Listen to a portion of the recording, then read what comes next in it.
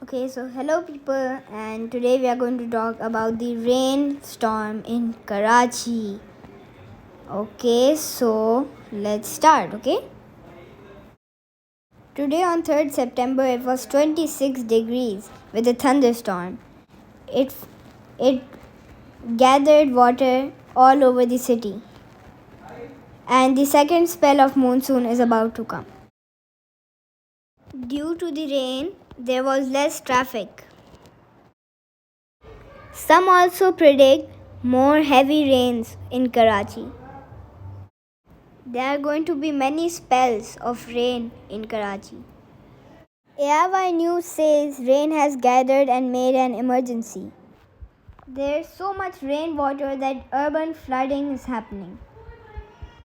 4 dead as torrential monsoon rain breaks 36-year downpour record. Met Office forecasts third spell of heavy rain. The rain will lash Karachi till Wednesday.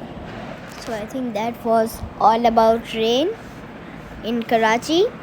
Okay, so stay home, stay safe from coronavirus and rain disasters. And I think that is bye bye from me.